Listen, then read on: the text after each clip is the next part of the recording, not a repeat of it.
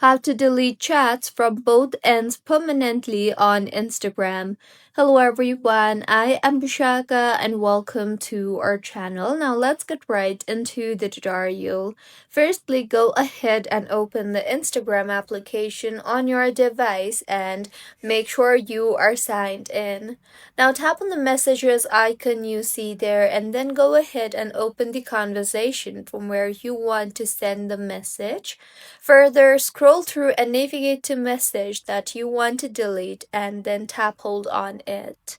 Here, you will see the unsend option. So go ahead and tap on the unsend option you see there, and with this, the message will be unsent from both the accounts. So this is how you can unsend messages on Instagram from both accounts permanently. If you find this tutorial helpful, please like the video and do comment if you have any queries. Also, do subscribe to our channel for more helpful tutorials like this. See you on the next one.